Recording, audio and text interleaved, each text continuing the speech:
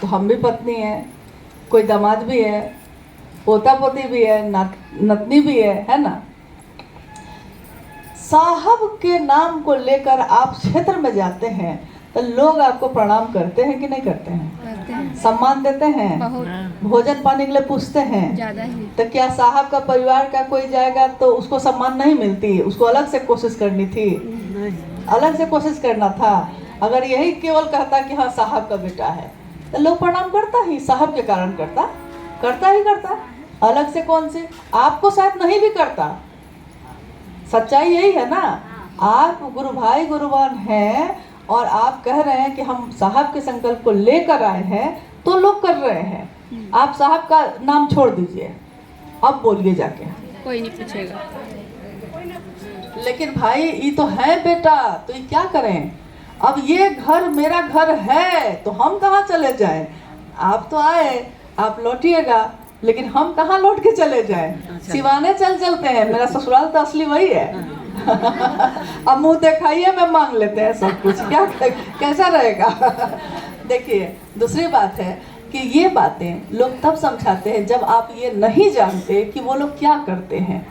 इसके लिए ये जानना जरूरी होता है कि पहले ये जानिए कि उनका बेटा या उनकी बेटी या उनका दामाद या बहू या परिवार के और सदस्य क्या करते हैं अपने जीवन को चलाने के लिए।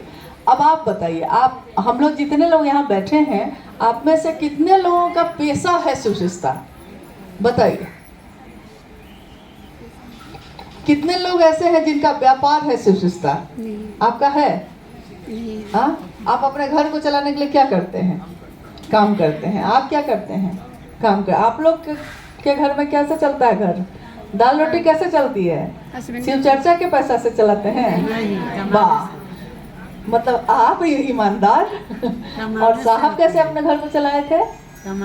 साहब अपने घर को कैसे चला रहे थे?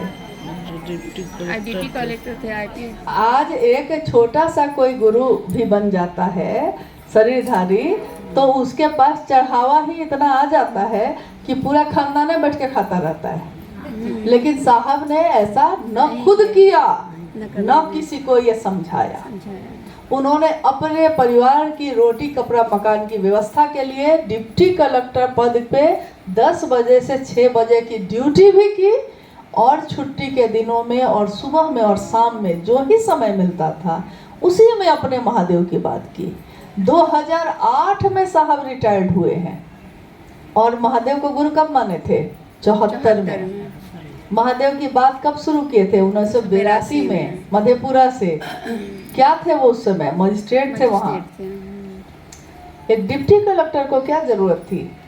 क्या उनको रोटी नहीं था? माँ नीलामानंद जी को, एक राज परिवार की बेटी को इतना जमीन हाँ, हमको ध्यान में आ रहा है कि दीदी माँ को उनके विवाह पे ही उनके पिता ने गिफ्ट में कितना एकड़ दिए थे? हम तो भूल ही जाते हैं बार बार। कितना था? हाँ, 290 एकड़। 290 एकड़ उनके पिता ने उपहार में बेटी को दे दिया था। और साहब के पिता भी बड़े पद पे रहे हैं, शिक्षा विभाग के पदाधिकारी रहे हैं, डायरेक्टर रहे हैं। तो साहब का परिवार भी कमजोर तो नहीं है आर्थिक रूप से? क्या उनको इसकी जरूरत थी? ठीक है, चलिए, साहब पे तो विश्वास है ना कि उन्होंने ऐसा नहीं किया। तो जब आपको साहब ने यही सिखाया कि अपने जीवन, अपने रोटी कपड़ा मकान के लिए खुद कमाना और महादेव के लिए महादेव का काम करना, इसको पेशा मत बनाना, तो उन्होंने अपने